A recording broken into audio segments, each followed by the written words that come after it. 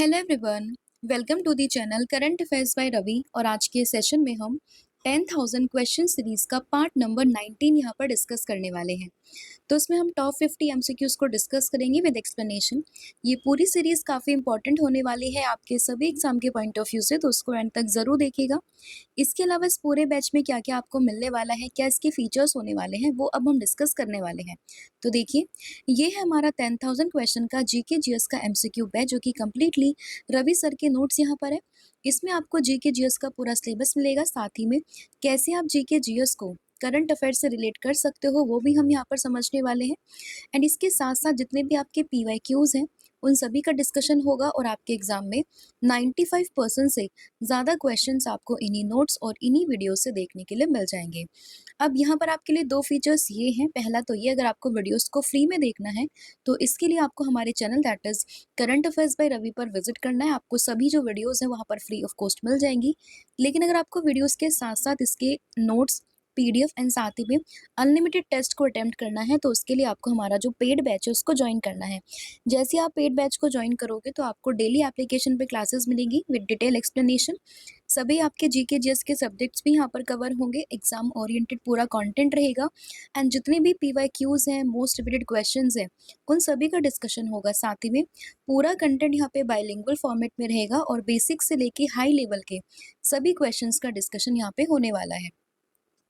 और इसके लिए अगर हम बात करते हैं तो आप हमारा application that is Ravi study app, जैसे आप इसको इंस्टॉल करोगे तो आपको जीके जीएस के पेड वीडियोस में आपको ये सभी लेक्चर्स यहाँ पे मिल जाएंगे। तो अब शुरू करते हैं लेक्चर को एंड डिस्कस करते हैं आज का हमारा फर्स्ट क्वेश्चन। तो फर्स्ट क्वेश्चन रहेगा, भारत सरकार के द्वारा भारतीय मौसम विज्ञान विभाग ये कब स्थापित किया गया था? तो अगर हम बात करते हैं इंडियन मेट्रोलॉजिकल डिपार्टमेंट की, तो इसकी एस्टैब्लिशमेंट होती है 1875 यानी कि 1857 में। तो ऑप्शन नंबर जो सी है वो आपको ध्यान रखना है। और ये क्वेश्चन इस बार इसलिए इम्पोर्टेंट है क्योंकि 2025 में इंडियन मेट्रोलॉजिकल डिपार्टमेंट ने अपने स्थापना के 150 वर्ष यहाँ पे कंप्लीट कर लिए हैं, तो इसलिए काफ़ी इंपॉर्टेंट क्वेश्चन ये बन जाता है। और अगर हम इसकी मुख्यालय की बात करें तो इसका मुख्यालय आपको मिलेगा कहाँ पे? कलकत्ता में, जिसको हम पहले कोलकाता के नाम से जानते थे। ठीक है, तो इसमें ध्यान रखना है। नहीं, अभी कोलकाता के नाम से जानते हैं, पहले कलकत्ता इसको कहते थे। तो भारतीय मौसम विज्ञान विभाग कहाँ पर? तो ये है आपका कलकत्ता में, कोलकाता में, और इसकी फॉर्मेशन होती है 1875 में। और इसका वर्क क्या होता है? तो देश में जितने भी मौसम संबंधी जितने भी कार्य होते हैं, तो उसका एक केंद्रीय प्राधिकरण है, वो सभी इसी के अंतर्गत आते हैं। तो इसमें आपको इस पूरे डिपार्टमेंट का नाम यहाँ पे ध्यान रखना है। नेक्स्ट क्वेश्चन होगा आप लोगों के लिए यहाँ पे कि निम्नलिखित में से कौन सा नृत्य राधा और कृष्ण की रासलीला विषय पर आधारित है? तो विच of the following dance is based on the Raslila theme of the Radha and Krishna? तो भगवान श्री कृष्ण और राधा जी की रासलीला पर जो यहाँ पे नृत्य आधारित है उसका नाम है मणिपुरी नृत्य, यानी कि ऑप्शन नंबर ए। मणिपुरी नृत्य अगर हम बात करते हैं तो एक हमारा क्लासिकल डांस है, यानी कि एक शास्त्रीय नृत्य है। कुल मिला के हमारे पास 8 क्लासिकल डांस होते हैं, जिसमें से एक आता है मणिपुरी, जो कि मणिपुर स्टेट में काफ़ी प्रचलित है। और इसी मणिपुरी डांस में जो अगर हम बात करते हैं थीम, तो राधा और कृष्ण की रासलीला पर आधारित ये पूरी थीम होती है। ऐसा नहीं है कि सिर्फ यही एक डांस है जिसमें राधा कृष्ण और ये जो राधा और कृष्ण की रासलीला या फिर इनके बारे में बताया जाता है। इसके अलावा अगर हम बात करते हैं कथक जैसे जो हमारे क्लासिकल डांस होते हैं, तो उसमें भी काफ़ी हद तक जो भगवान श्री कृष्ण जी की कहानियाँ, उन पर आधारित चीज़ें होती है। बट अगर आपसे स्पेसिफिकली पूछें कि राधा और कृष्ण की रासलीला विषय पर आधारित जो नृत्य है, उसका नाम हो जाएगा मणिपुरी नृत्य, यानी कि ऑप्शन नंबर ए। नेक्स्ट आप लोगों के लिए क्वेश्चन होगा, अशुद्ध धातुओं को रिफाइन करने के लिए निम्न में से कौन सा तरीका सबसे ज़्यादा इस्तेमाल किया जाता है? तो विच of the following is the most widely used method for refining the impure metal? तो इम्प्योर मेटल की बात करें, अगर आपको इम्प्योर मेटल को रिफाइन करके इनको प्योर बनाना है, तो उस कंडीशन में आपको क्या करना होगा? जो एक इलेक्ट्रोलाइटिक रिफाइनिंग मेथड होता है, यानी कि जिसको हम विद्युत अपघटनी शोधन इसको हिंदी में कहते हैं, और इलेक्ट्रोलाइटिक रिफाइनिंग इसको इंग्लिश में कहते हैं। तो इस विधि का इस्तेमाल करके आप किसी भी इम्प्योर मेटल को यहाँ पे शुद्ध कर सकते हो, यानी कि इम्प्योर मेटल से आप प्योर मेटल यहाँ पे बना सकते हो। और ये पूरा जो प्रोसेस होता है ना, वो तांबा, सोना, चांदी, इसके अलावा जैसे निकल जैसे जितने मेटल्स होते हैं, तो उनकी रिफाइनिंग में इसका इस्तेमाल काफ़ी किया जाता है। तो इसमें ऑप्शन नंबर सी को आप लोगों ने ध्यान रखना है। नेक्स्ट क्वेश्चन होगा, पंडित रविशंकर ने किस वाद्य यंत्र को विशेष रूप से पूरी दुनिया में लोकप्रिय बनाया था? तो अगर हम बात करते हैं पंडित रविशंकर जी की, तो इन्होंने सितार यंत्र को काफ़ी पॉपुलर किया था ऑल ओवर द वर्ल्ड। तो इसमें ऑप्शन नंबर ए को ध्यान रखना है। तो जब भी क्वेश्चन आता है पंडित रविशंकर जी को लेकर, तो आपको रिलेट करना है किस चीज़ के बारे में? सितार के बारे में। और ये एक काफ़ी प्रसिद्ध एक सितार वादक थे, संगीतकार थे, जिन्होंने भारतीय शास्त्रीय संगीत को पश्चिमी दुनिया में पहचान दिलाने में काफ़ी महत्वपूर्ण भूमिका यहाँ पे निभाई है। तो पंडित रविशंकर को रिलेट करना है किससे? सितार से। और इन्हें ही 1999 में यानी कि 1999 में भारत का सर्वोच्च नागरिक सम्मान जिसका नाम है भारत रत्न, इससे भी नवाजा गया था। तो ये भी आप लोगों ने इसमें ध्यान रखना है। नेक्स्ट क्वेश्चन होगा आप लोगों के लिए यहाँ पे कि भारत में परिवहन का निम्नलिखित में से कौन सा साधन ट्रांसशिपमेंट घाटे और पेट्रोलियम और गैस की आपूर्ति में देरी को कम करता है? तो अगर हम बात करें मोड ऑफ ट्रांसपोर्टेशन की, तो आप लोगों को पता होगा कि डिफरेंट डिफरेंट तरीके के मोड ऑफ ट्रांसपोर्टेशन होते हैं। जैसे कि आप बस से ट्रेवल कर सकते हो, आप गाड़ी से ट्रेवल कर सकते हो, आप साइकिल से, पैदल चल के, साथ ही में अगर हम बात करें आप एरोप्लेन से, इन सब से ट्रैवल कर सकते हो, रेलगाड़ी से आप ट्रैवल कर सकते हो, ठीक है। There are different different methods of transportation. But यहाँ पे पूछा हुआ है कि अगर आपको ट्रांसशिपमेंट करनी है, तो उस कंडीशन में अगर आपको देरी को कम करना है, यानी कि आपको टाइम अपना बचाना है, तो उस कंडीशन में आप किसका इस्तेमाल करोगे? तो आप इस्तेमाल करोगे पाइपलाइन का। जैसे आप पाइपलाइन को बिछाओगे, तो जितना भी आपका ट्रैवलिंग का टाइम रहेगा उसमें काफ़ी इज़ाफ़ा होगा, मतलब आप उसको नॉट इज़ाफ़ा, आप कह सकते हो कि उसमें काफ़ी आपकी बचत होगी समय की, ठीक है। तो ये सबसे बेस्ट वे है ट्रांसशिपमेंट को लेकर, तो इसलिए ऑप्शन नंबर ए आप लोगों को ध्यान रखना है। नेक्स्ट आपका क्वेश्चन यहाँ पे होगा कि मौलिक अधिकारों को प्रतिबंधित करने वाली मार्शल लॉ की अवधारणा ये किस देश से ली गई है? तो सबसे पहले आप लोगों को ये ध्यान रखना है कि मार्शल लॉ के बारे में जो मेंशन है वो किस आर्टिकल में है। तो आप मुझे कमेंट करके ये बताओगे कि मार्शल लॉ का जिक्र वो किस आर्टिकल में है, संविधान के किस अनुच्छेद में है। इसका आंसर आपने मुझे कमेंट करके बताना है। बाकी अगर हम बात करें मार्शल लॉ की, तो इसकी अवधारणा ब्रिटिश आम कानून यानी कि जो ब्रिटिश का जो इंग्लिश कॉमन लॉ है वहाँ से ली गई है। तो इसमें आपको यूके ध्यान रखना है, क्योंकि हमने हमारे संविधान में अलग-अलग जगह से अलग-अलग प्रोविजंस लिए हैं, जिसमें से अगर हम बात करते हैं मार्शल लॉ की, तो वो हमने लिया हुआ है कहाँ से? ब्रिटिश से, यानी कि ब्रिटिश का जो आम कानून था वहाँ से ये लिया गया है। और ये प्रावधान अगर हम बात करते हैं, ये हमारे फंडामेंटल राइट्स यानी कि मौलिक अधिकारों में मेंशन है, बट आपको बताना कि किस आर्टिकल में है, ठीक है? तो ये आपने मुझे कमेंट करके बताना है। अब इसमें क्या होता है, तो देखिए, ये संसद को मार्शल लॉ वाले जो क्षेत्र है ना, वहाँ पे व्यवस्था बनाए रखने या फिर बहाल करने के संबंध में किए गए कार्यों के लिए क्षतिपूर्ति करने की यहाँ पे अनुमति देता है। तो बेसिकली अगर हम बात करते हैं कि जिस किसी एरिया में मार्शल लॉ लगता है, तो उस कंडीशन में क्या होता है ना कि वहाँ पे जैसे जो फंडामेंटल राइट्स होते हैं, वो एक तरीके से काफ़ी हद तक उनको रेस्ट्रिक्ट किया जा सकता है, ठीक है? तो ये आप लोगों ने ध्यान रखना है। नेक्स्ट आपका क्वेश्चन यहाँ पे होगा कि भारतीय संविधान का निम्न में से कौन-सा अनुच्छेद प्रधानमंत्री और राष्ट्रपति के बीच में संबंधों से संबंधित है?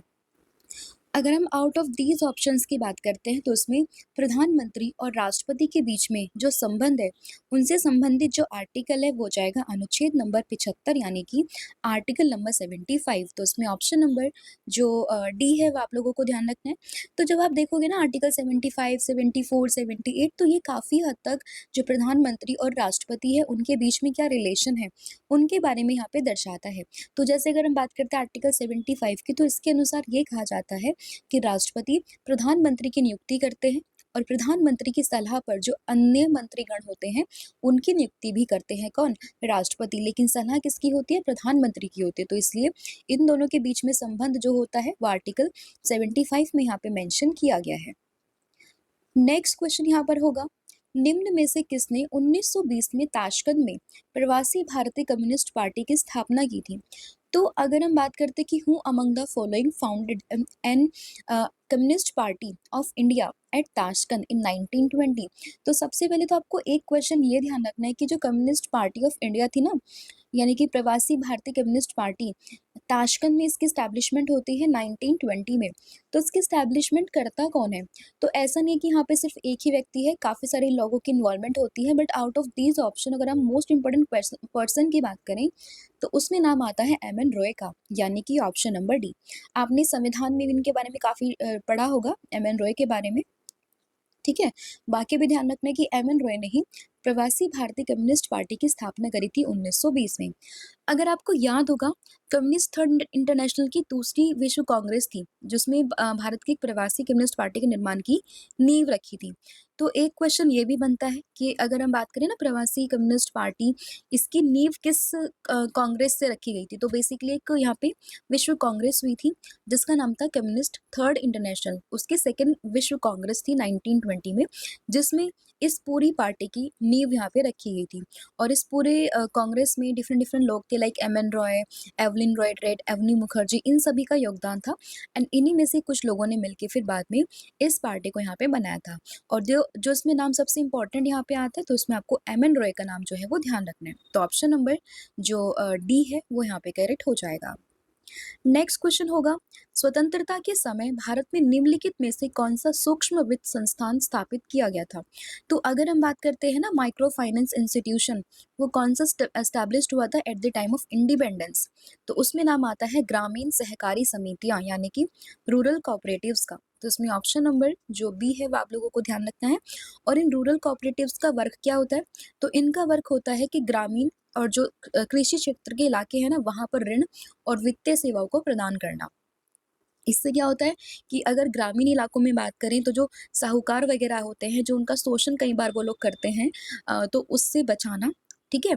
और जो भी वित्तीय संसाधन है उनको किसानों तक, गरीब लोगों तक पहुंचाना, वही इसका पर्पस होता है। तो आपको ध्यान रखना है कि जो माइक्रो फाइनेंस इंस्टीट्यूशन स्टैब्लिश्ड हुआ था at the time of independence, तो इसका नाम था ग्रामीण सहकारी समितियां, यानी कि रूरल कोऑपरेटिव्स। तो ऑप्शन नंबर बी को आप लोगों ने ध्यान रखना है। नेक्स्ट क्वेश्चन होगा, चंबल, हिंडन और टॉन्स नदियां ये किस नदी की सहायक नदियां हैं?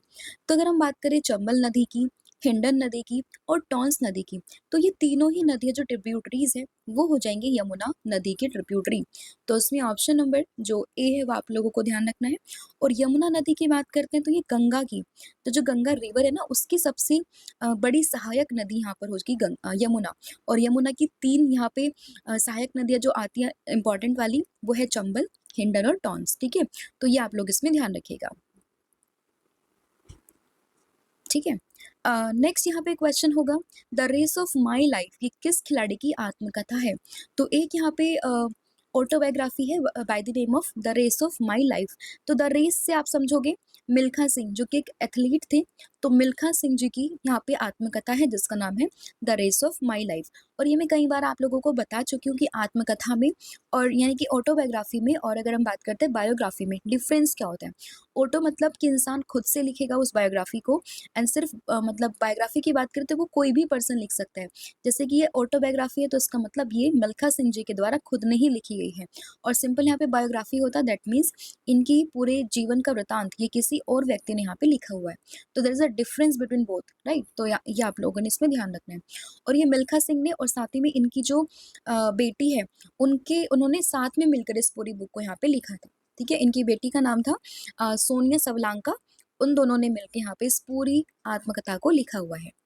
नेक्स्ट क्वेश्चन होगा, निम्न में से कौन भारत के मुख्य न्यायाधीश की नियुक्ति करता है? तो who appoints the chief justice of India? तो सीजीआई की नियुक्ति की बात करते हैं तो इनकी नियुक्ति ये करते हैं भारत के राष्ट्रपति, यानी कि ऑप्शन नंबर डी। तो भारत के राष्ट्रपति एट प्रेजेंट में कौन है? द्रौपदी मुर्मू जी हैं। तो यही नियुक्ति करेगी भारत के मुख्य न्यायाधीश की, यानी कि चीफ जस्टिस ऑफ इंडिया की। और एट प्रेजेंट में कौन है? तो करंट का इंपॉर्टेंट क्वेश्चन है। तो 53rd नंबर के जो अभी सीजीआई बन गए हमारे देश के, वो बने हैं जस्टिस सूर्यकांत। तो ये भी आपके एग्जाम के पॉइंट ऑफ व्यू से इंपॉर्टेंट है नाम। और इनसे पहले 52nd नंबर के कौन थे? वो थे बी आर गवई, राइट। तो भारत के राष्ट्रपति अपॉइंट करते हैं भारत के मुख्य न्यायाधीश को। ऑप्शन नंबर डी आप लोगों ने ध्यान रखना है। नेक्स्ट क्वेश्चन होगा, मेहरानगढ़ किला निम्न में से किस शहर में स्थित है? तो मेहरानगढ़ किले की बात करते हैं तो ये आपको राजस्थान के जोधपुर शहर में देखने के लिए मिलेगा। और इसमें ऑप्शन नंबर सी को ध्यान रखना है। और ये काफी लोकप्रिय, काफी शानदार, काफी सुंदर ये किला है जो कि आपको जोधपुर शहर में देखने के लिए मिल जाएगा। और इसकी नींव 1459 में जो राजा राव जोधा है उन्होंने रखी थी, और ये आपको ध्यान रखना है जोधपुर में लोकेटेड है, ठीक है। बाकी इसकी नींव रखी थी राजा राव जोधा ने, लेकिन इसको पूरा करवाया था महाराजा जशवंत सिंह ने। नेक्स्ट क्वेश्चन यहाँ पे होगा, भारत की जनगणना 2011 के अनुसार किस महानगर की जनसंख्या सबसे अधिक है? तो ये मैं आपको कई बार बता चुकी हूँ कि अभी तक हमारा जो सेंसस होने वाला था 2021 में वो नहीं हुआ था, ठीक है?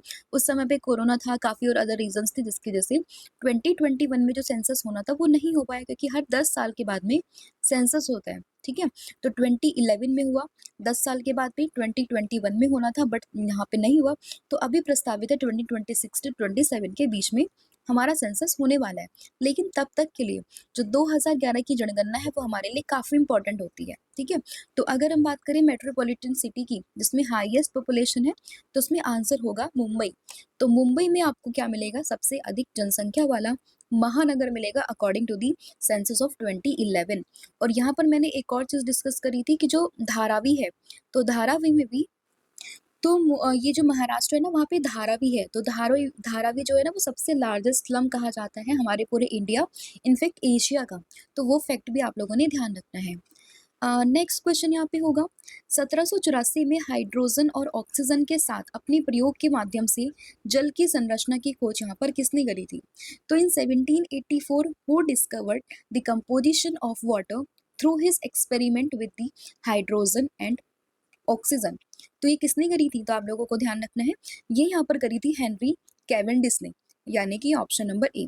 तो हेनरी कैवेंडिश ने 1784 में हाइड्रोजन और ऑक्सीजन को मिलाकर एक वाटर की फॉर्मेशन यहाँ पे करी थी जिसका फॉर्मूला होता है H2O, ठीक है? ये वाटर का फॉर्मूला होता है H2O, और इसी की खोज किसने करी थी? बाय एक्सपेरिमेंट ये करी थी हेनरी कैवेंडिश ने। तो उसमें ऑप्शन नंबर ए को आप लोगों ने ध्यान रखना है। नेक्स्ट क्वेश्चन यहाँ पे होगा कि वेदों के निम्न अंगों में से कौन सा जटिल शब्दों की व्याख्या और अर्थ के लिए जाना जाता है? तो अगर हम बात करें कि निम्न में से कौन सा वेदों का वो अंग है जो कि जटिल शब्दों की व्याख्या यहाँ पे करता है, उसके अर्थ के लिए वो जाना जाता है, तो इसमें नाम आता है निरुक्त का, यानी कि ऑप्शन नंबर जो डी है वो आप लोगों को ध्यान रखना है। तो वेदों के जटिल शब्दों की व्याख्या और अर्थ के लिए जिसको हम जानते हैं उसको हम कहते हैं निरुक्त। तो निरुक्त वेदों का वह अंग है जो कि कठिन और दुर्भाग्य शब्दों की उत्पत्ति और उनके मूल अर्थ और वैदिक संदर्भ में उनके महत्व को समझाता है, ठीक है? और ये जो निरुक्त है ना वो वेदों को समझने में मदद करने के लिए काफ़ी उपयोगी है, तो ये भी आप लोगों ने ध्यान रखना है, ठीक है? नेक्स्ट आपका क्वेश्चन यहाँ पे होगा, निम्नलिखित में से किस वेद में संगीत से संबंधित ज्ञान संग्रहित है? तो संगीत, इसमें आपको ट्रिक याद रख सकते हो कि स संगीत से रिलेट करना है और से सामवेद आपको रिलेट करना है। तो जब भी आप संगीत, म्यूजिक इन सबको सुनोगे तो वो आपको सामवेद जो हमारा एक वेद है उसमें इसका मेंशन आपको देखने के लिए मिलेगा, और इसी को ही संगीत का वेद भी कहा जाता है। तो संगीत से संबंधित या फिर संगीत का वेद ये किसको कहते हैं? ये कहा जाता है सामवेद को। तो उसमें ऑप्शन नंबर जो बी है वो आप लोगों ने ध्यान रखना है। नेक्स्ट क्वेश्चन यहाँ पे होगा, निम्नलिखित में से कौन सा वेद जादुई अनुष्ठानों और वशीकरण के बारे में बातें करता है? तो अगर हम बात करें जादुई अनुष्ठान साथ ही में वशीकरण यानी कि जादू टोना टोटका, इन सब के बारे में मेंशन आता है कौन से वेद में? अथर्व वेद में। तो संगीत का वेद कौन सा होगा? ये होगा आपका सामवेद।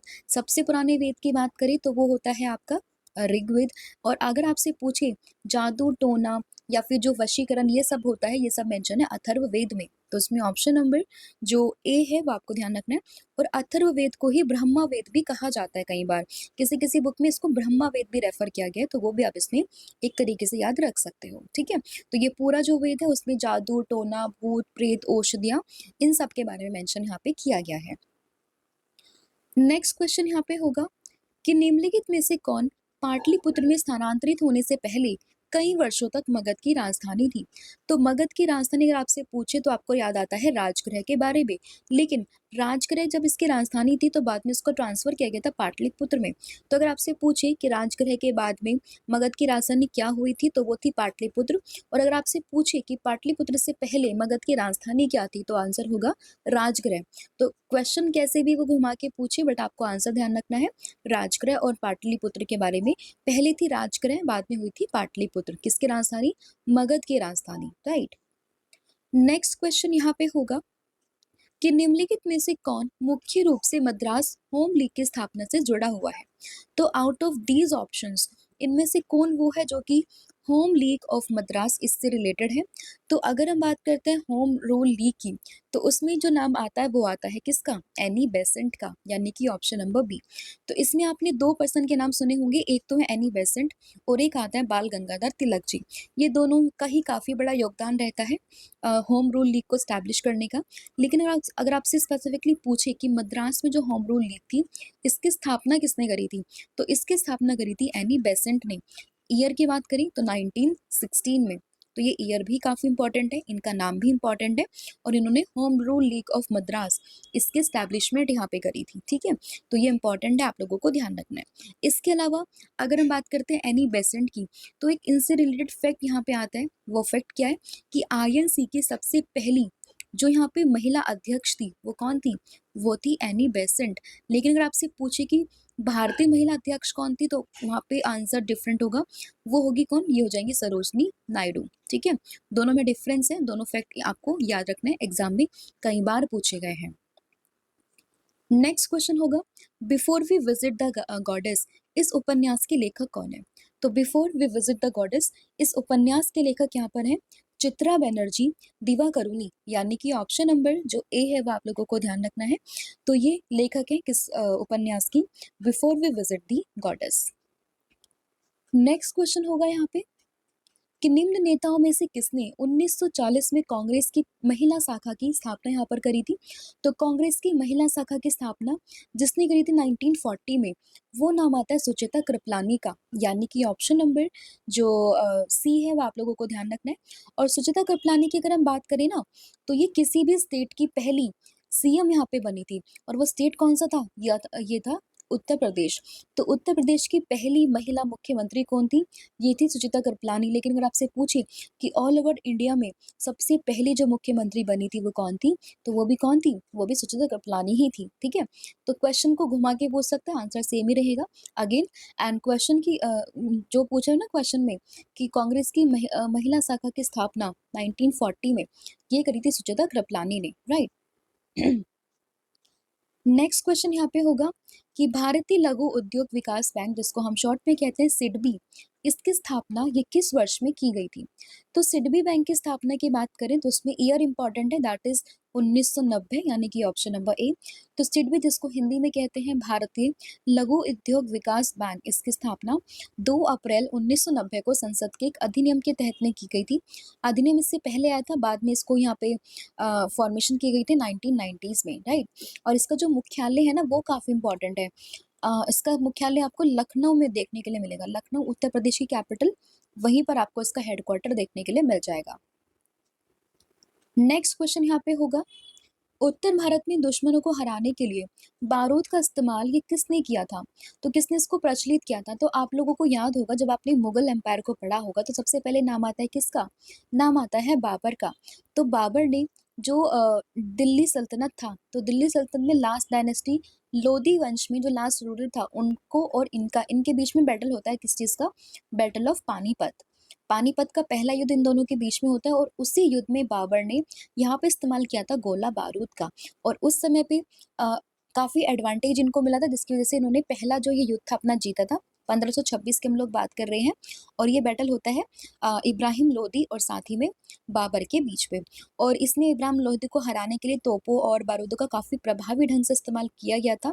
और इस युद्ध के बाद ही उसने भारत में मुगल साम्राज्य की नींव भी यहाँ पे रखी थी, ठीक है? तो मुगल साम्राज्य की नींव किसने रखी है? बाबर ने रखी है। किस युद्ध के बाद में? पानीपत के पहले युद्ध के बाद में। पानीपत का पहला युद्ध कब हुआ था? 1526 में। किस-किस के बीच में होता है? बाबर और इब्राहिम लोदी के बीच में। और जीत किसकी होती है? बाबर की होती है। हारता कौन है? इब्राहिम लोदी यहाँ पर हार जाता है। और इसी के बाद में काफ़ी बड़ी मात्रा में अगर हम बात करें, जो ये यूज़ था बारूद, गोला का, इनका प्रचलन यहाँ पर बढ़ जाता है, राइट? तो इसमें ऑप्शन नंबर जो डी है वो आप लोगों को ध्यान रखना है। नेक्स्ट क्वेश्चन होगा, निम्न में से किस प्रक्रिया में पोषक तत्व या फिर संदूषक जो जल के साथ में बह जाते हैं या फिर मिट्टी की निचली परत पर आ जाते हैं? तो अगर हम बात करते हैं ना लीचिंग की, तो लीचिंग या फिर निक्षालन ये वो प्रक्रिया होती है जिसकी हेल्प से जो पोषक तत्व होते हैं, जो न्यूट्रिएंट्स होते हैं ना, वो ऐसे ही पर्कुलेट करके नीचे ज़मीन पर आ जाते हैं, ठीक है? यहाँ पर जो निचली परत होती है ना मिट्टी की, वहाँ पर आ जाते हैं। तो ये पूरी प्रोसेस होती है लीचिंग की प्रोसेस, तो उसमें ऑप्शन नंबर बी को यहाँ पे ध्यान रखना है। तो पोषक तत्व या फिर संदूषक जल के साथ में बह जाते हैं, मिट्टी की निचली परत पर चले जाते हैं, उस पूरी प्रोसेस को कहा जाता है यहाँ पे लीचिंग प्रोसेस, यानी कि ऑप्शन नंबर बी। इसके अलावा देखिए, अगर आपको कोई भी पीडीएफ ई बुक को परचेज करना है तो उसके लिए आपको विजिट करना है वेबसाइट, दैट इज www.ravibooks.pdf.com पर। अगर आपको कोई भी हमारी बुक प्रिंटेड फॉर्मेट पे अपने घर पर मंगवानी है तो आपको विजिट करना है www.raviaditipublication.com पर। आप हमारा मोबाइल एप्लीकेशन भी इंस्टॉल कर सकते हो जिसका नाम है रवि स्टडी ऐप। आपको यहाँ पर हमारे सभी फीचर्स मिल जाएंगे और इंग्लिश मीडियम में क्लासेस को अवेल करने के लिए आप फॉलो कर सकते हो रवि अदिति क्लासेस को, राइट। अब डिस्कस करते हैं नेक्स्ट क्वेश्चन, जो कि रहेगा निम्नलिखित में से कौन सी मस्जिद का निर्माण दिल्ली सल्तनत के लोधी वंश के शासनकाल के दौरान में किया गया था? तो out of these option which जो मॉस्क थी या फिर जो मस्जिद थी उसका इस्तेमाल लोधी डायनेस्टी के टाइम पीरियड पे किया गया था ऑफ द दिल्ली सल्तनत? तो इसमें आप लोगों को ध्यान रखना है मोट की मस्जिद, यानी कि मोट मस्जिद के बारे में, जो कि आपको दिल्ली में देखने के लिए मिल जाएगी। तो मोट की मस्जिद ये दिल्ली सल्तनत के लोधी वंश के शासनकाल के दौरान में सिकंदर लोधी के शासनकाल में इसको बनवाया गया था, ठीक है? और इसको 1505 में, ईयर है 1505, उसमें जो वजीर मियाँ भुइया है उनके द्वारा ये बनवाई गई थी। अगर काफ़ी डिटेल में काफ़ी टफ क्वेश्चन पूछते हैं ना तो उस कंडीशन में आपको उनका नाम ध्यान रख सकते हो, नाम है वजीर मियाँ भुइया। लेकिन बस अगर आपसे पूछे कि मोट की मस्जिद ये है कहाँ पर, तो ये दिल्ली में है और इसको सिकंदर लोधी ने यहाँ पे बनवाया था, तो ये भी आप लोगों को ध्यान रखना है। मतलब सिकंदर लोधी के टाइम पीरियड पे इसको बनवाया गया था, ठीक है? ये आपने ध्यान रखना है। नेक्स्ट क्वेश्चन होगा बंगाल के सिद्धेश्वर महादेव मंदिर ये किस राजवंश की वास्तुकला को दर्शाता है? तो अगर हम बात करते हैं बंगाल का जो सिद्धेश्वर मंदिर है वो किस डायनेस्टी की आर्किटेक्चर को यहाँ पे डिपिक्ट करता है? तो आपको ध्यान रखना है इसमें बेसिकली जो ये पाल वंश है इसके बारे में। तो पाल वंश जो है उसकी वास्तुकला को दर्शाता है सिद्धेश्वर महादेव मंदिर, जो कि आपको बंगाल में देखने के लिए मिल जाएगा। और इस पूरे मंदिर को 9वीं शताब्दी में बनवाया गया था और ये पाल शैली का एक उत्कृष्ट उदाहरण है, ठीक है? तो इसमें ध्यान रखना है आपको, पाल वंश सिद्धेश्वर मंदिर कहाँ पे? बंगाल में। नेक्स्ट क्वेश्चन होगा भारत की जनगणना 2011 के अनुसार भारत की कुल जनसंख्या में सिख समुदाय का जो प्रतिशत है वो कितना था? तो अगर हम बात करें 2011 के सेंसस में सिख कम्युनिटीज की परसेंटेज कितनी थी? तो इसमें आप लोगों को ध्यान रखना है कितनी थी? 1.7%, यानी कि ऑप्शन नंबर डी। हालांकि मे भी अभी आगे बढ़े घटे वो तो आगे जो सेंसस आएगा उसमें पता चलेगा, बट अगर हम बात करें 2011 के सेंसस के अकॉर्डिंग तो जो यहाँ पे सबसे बात करते हैं ना कि मतलब पॉपुलेशन कितनी थी, तो वो थी 1.7%, राइट। नेक्स्ट यहाँ पे क्वेश्चन होगा लोसर, जो कि एक नए साल का त्योहार है, ये किस राज्य में मनाया जाता है? तो लोसर त्योहार की बात अगर हम करते हैं तो इसको काफी प्रचलित रूप से अरुणाचल प्रदेश में मनाया जाता है। इसमें ऑप्शन नंबर ए आप लोगों को ध्यान रखना है। और ऐसा नहीं कि सिर्फ अरुणाचल प्रदेश में ही मनता है, इसके अलावा लद्दाख में, सिक्किम में भी इसको मनाते हैं। But out of these options की बात करते हैं तो आपको इसमें अरुणाचल प्रदेश का नाम यहाँ पे ध्यान रखना है। और अरुणाचल प्रदेश में एक मोनपा जनजाति जिसके द्वारा इस त्योहार को काफी अच्छे तरीके से मनाते हैं। हालांकि जो पूरा त्योहार है वो तिब्बती जो बौद्ध समुदाय है उनको यहाँ पे दर्शाता है, तो इसमें आप लोगों ने लोसर त्योहार को ध्यान रखना है। कहाँ से? अरुणाचल प्रदेश से। तो ऑप्शन नंबर जो ए है वो यहाँ पे करेक्ट हो जाएगा। नेक्स्ट क्वेश्चन होगा भारतीय संविधान के किस अनुच्छेद में यह उल्लेख है कि भारत सरकार की सभी कार्यकारी कार्यवाहियां वो राष्ट्रपति के नाम पर की जाएंगी? तो अगर हम बात करते हैं कि which article of the Indian constitution mention that all the executive actions of the government of India shall be express to be taken in the name of president? तो ये यहाँ पे मेंशन हुआ है किस आर्टिकल में? आर्टिकल नंबर 77 में, यानी कि ऑप्शन नंबर सी। तो आर्टिकल 77 बात करता है कि भारत की सभी कार्यवाहियां, जो कार्यकारी कार्यवाहियां हैं वो राष्ट्रपति के नाम पर की जाएंगी और यह सुनिश्चित करता है कि भारत की सरकार की सभी कार्यवाही की औपचारिक रूप से राष्ट्रपति के नाम पर की जाती है, जो कि कार्यकारी शक्ति के प्रमुख यहाँ पर होते हैं। तो बेसिकली अगर आपसे पूछे कि भारत सरकार की सभी कार्यवाहियां राष्ट्रपति के नाम पर होती हैं तो उसमें आर्टिकल होगा आर्टिकल 77, यानी कि ऑप्शन नंबर जो सी है वो आप लोगों को ध्यान रखना है।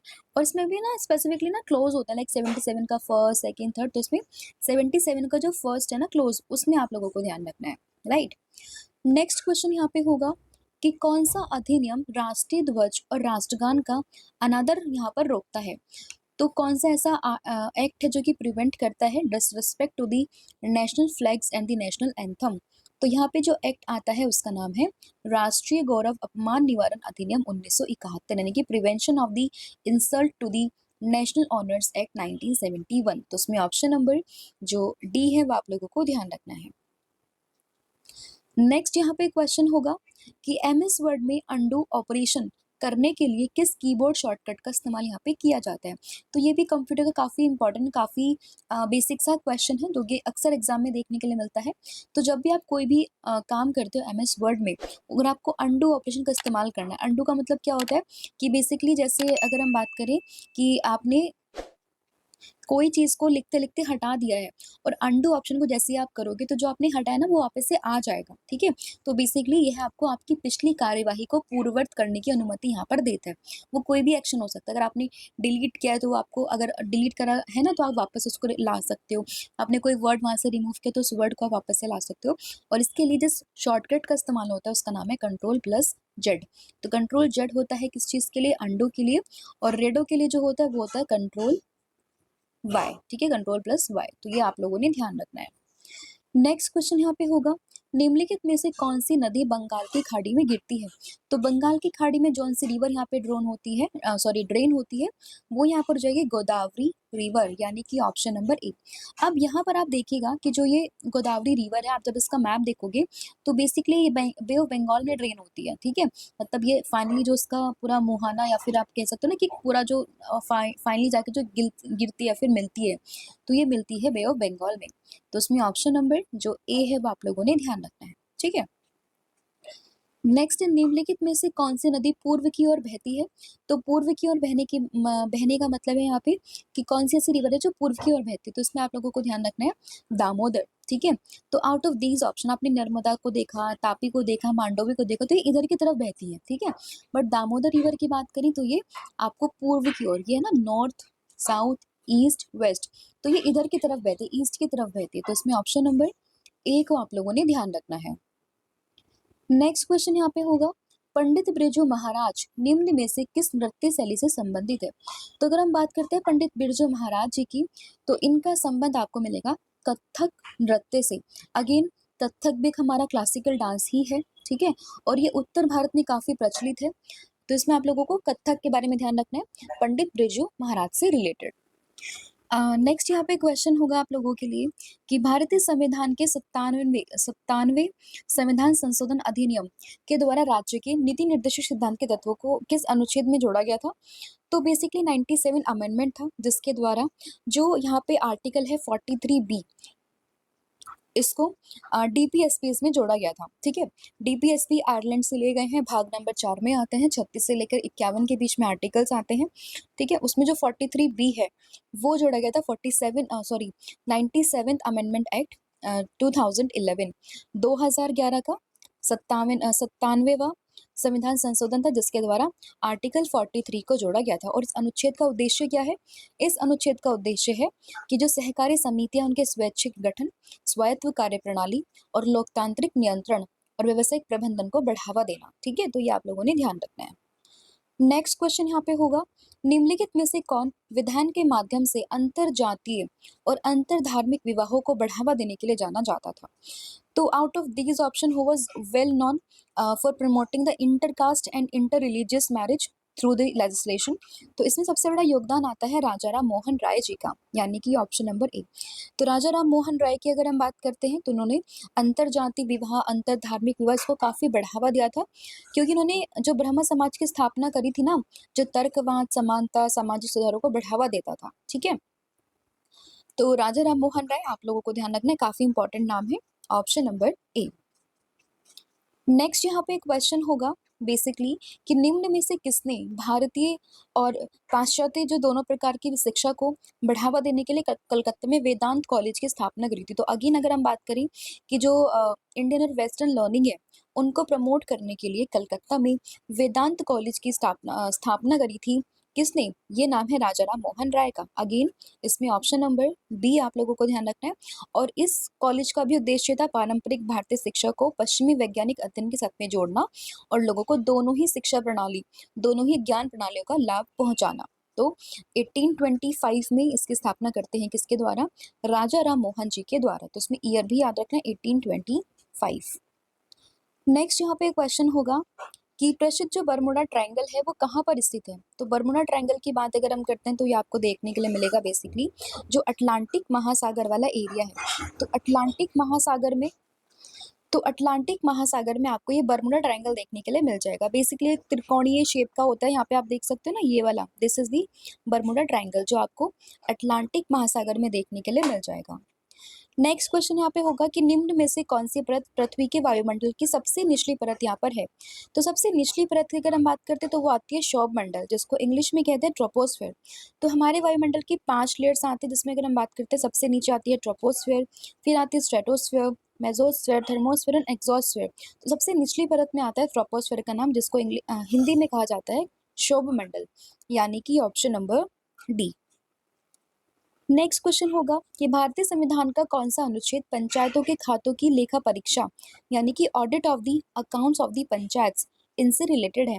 तो इसमें जो आर्टिकल यहाँ पर आता है वो आता है आर्टिकल 243 का जे, यानी कि ऑप्शन नंबर बी। तो आर्टिकल या फिर अनुच्छेद 243 जे ये बात करता है पंचायतों के खातों की लेखा परीक्षा से संबंधित। तो इसमें ऑप्शन नंबर जो बी है वो आप लोगों को ध्यान रखना है। और ये भी कई बार मैं आप लोगों को बता चुकी हूँ कि जो पंचायत है वो आपको भाग नंबर 9 में देखने के लिए मिलेगी। शेड्यूल की बात करते हैं तो शेड्यूल नंबर जो यहाँ पे 11th है उसमें मेंशन है। साथ ही में ये आपको 243 आर्टिकल्स में देखने के लिए मिलता है, 243 से लेके 243 ओ तक। और इसके अलावा सबसे पहले नागौर जिला जो है राजस्थान का, वहाँ पे इसको इम्प्लीमेंट किया गया था।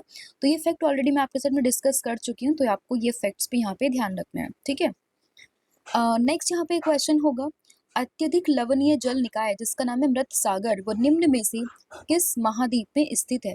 तो अगर हम बात करते हैं मृत सागर की तो ये आपको बेसिकली एशिया महाद्वीप में देखने के लिए मिल जाएगा, यानी कि ऑप्शन नंबर जो सी है वो आप लोगों को ध्यान रखना है।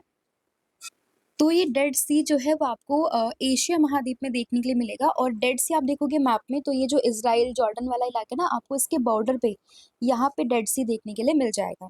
और ये अभी तक अगर हम बात करें तो ये इसमें काफ़ी मतलब हाईली सलाइन ये वाटर बॉडी है जो कि आपको इजराइल और जॉर्डन के बॉर्डर पे देखने के लिए मिलेगी। दैट इज ऑप्शन नंबर सी।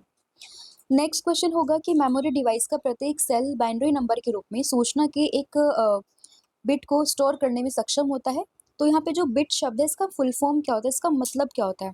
तो बिट से आप लोगों को रिलेट करना है बाइनरी डिजिट से, यानी कि बाइनरी अंक से, ठीक है, जिसको हिंदी में कहते हैं द्विआधारी अंक। तो इसमें ऑप्शन नंबर सी को ध्यान रखना है। और बिट की बात करते हैं डेटा की सबसे छोटी इकाई है जिसे कंप्यूटर स्टोर और प्रोसेस कर सकता है, ठीक है। तो इसमें दो ही यहाँ पे मान होता है, दैट इज 0 और 1, ठीक है। तो इसमें बाइनरी डिजिट को रिलेट करना है किससे? बिट से, और इसमें 0 और 1 को ही यहाँ पे ध्यान रखना है।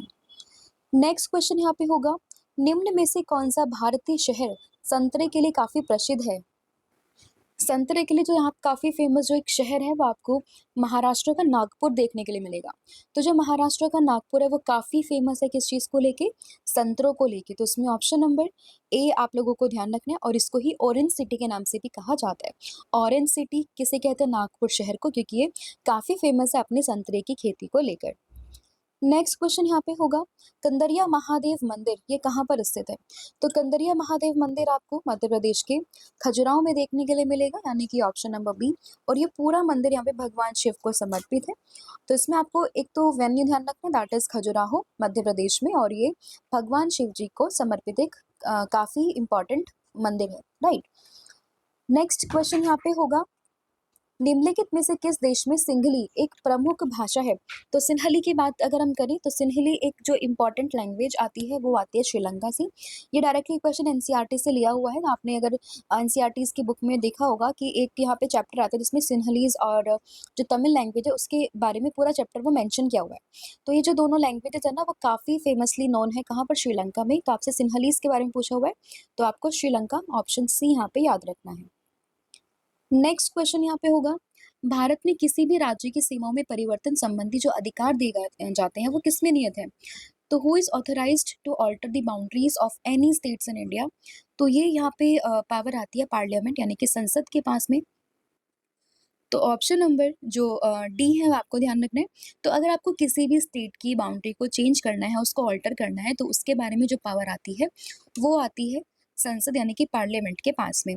और ये भी मैंने आपको ऑलरेडी बताया था कि संसद ये किस आर्टिकल में आता है, तो इसकी ट्रिक बताई थी सरला के नाम से, ठीक है? तो स फॉर संसद जो कि आर्टिकल 79, र से राज्यसभा आर्टिकल 80 और लोकसभा आर्टिकल 81। तो उसमें तो इसमें आपको संसद आर्टिकल 79 और ये इसमें आपको ऑप्शन नंबर डी को ध्यान रखना है। नेक्स्ट क्वेश्चन यहाँ पे होगा कि दक्षिण भारत के पहाड़ी क्षेत्रों में निम्न में से किस मृदा की उपस्थिति इस पूरे क्षेत्र को चाय और कॉफी की खेती के लिए सबसे उपयुक्त यहाँ पे बनाती है?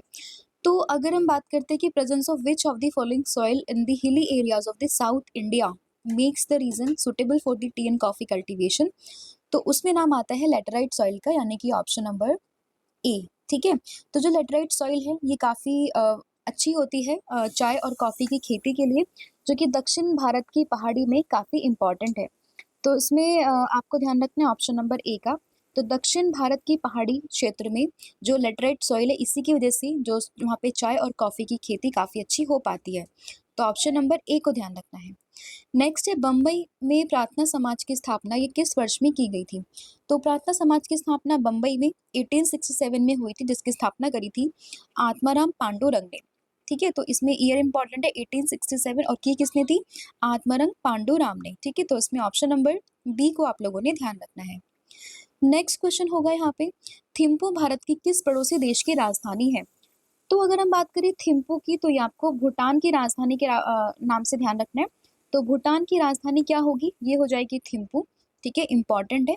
इसके अलावा अगर हम बात करते हैं हमारे जो बाकी पड़ोसी देश है लाइक बांग्लादेश, तो बांग्लादेश की अगर हम बात करते हैं कैपिटल की, तो बांग्लादेश की कैपिटल आप लोगों ने ध्यान रखनी है इसमें ढाका। इसके अलावा बात करते हैं अगर हम म्यांमार की, तो म्यांमार की जो कैपिटल है वो हो जाएगी तो इसकी कैपिटल हो जाएगी यहाँ पे नेपिदो। और इसके अलावा अगर हम बात करते हैं नेपाल की, तो नेपाल की कैपिटल आप लोगों को ध्यान रखनी है दैट इज काठमांडू। ठीक है, तो ये बाकी कैपिटल्स भी आप लोगों को ध्यान रखनी है। तो ये आपके 50 क्वेश्चंस थे जो हम लोगों ने यहाँ पे डिस्कस कर लिए हैं। आई होप आपको सभी क्वेश्चन समझ में आए होंगे। स्टिल अगर आपको कोई भी डाउट रहता है रिगार्डिंग दिस क्वेश्चंस तो आप मुझे कमेंट करके भी बता सकते हो। साथ ही में अगर हम बात करते हैं टेस्ट के कुछ क्वेश्चन जिनका आंसर आप मुझे कमेंट करके बताओगे, तो पहला क्वेश्चन है कि भारत सरकार के द्वारा भारतीय मौसम विज्ञान विभाग ये कब स्थापित किया गया था? इसका हेडक्वार्टर कहाँ पर है? उसकी अभी जो है 2025 में कितने ईयर्स इसने यहाँ पे कंप्लीट कर लिए हैं? सेकंड क्वेश्चन है कि 1784 में जो हाइड्रोजन और ऑक्सीजन को मिलाकर किसने यहाँ पे जल की संरचना की खोज करी थी? एंड थर्ड वन इज कि मद्रास होम जो लीग है उसकी स्थापना में मुख्य नाम किसका आता है? तो वो आपने मुझे कमेंट करके बताना है। इसके अलावा आप हमें इंग्लिश चैनल के लिए फॉलो कर सकते हो रवि अदिति क्लासेस को। साथ ही में अगर हम बात करते हैं बुक्स की वेबसाइट जो आप अपने घर पर मंगवा सकते हो, तो आपको विजिट करना है www.raviaditipublication.com पर। बाकी पीडीएफ नोट्स के लिए आप विजिट कर सकते हो www.ravibooks.pdf.com पर। एंड साथ ही में अगर हम बात करते हैं mobile application that is Ravi study app, आप इसको भी फॉलो कर सकते हो। आपको यहाँ पे डेली करंट अफेयर्स के बैचेस के साथ साथ जो जीके जीएस का बैच है, करंट अफेयर की सीरीज है, जीएस नोट्स, ई बुक्स, ये सभी आपको यहाँ पर मिल जाएगा। आप इसको इंस्टॉल कर सकते हो। एंड साथ ही में इंस्टाग्राम और फेसबुक टेलीग्राम से आप हमें फॉलो कर सकते हो by using the name that is current affairs by Ravi. So thank you so much, have a good day, wish all the very best. जय हिंद, जय भारत, थैंक यू।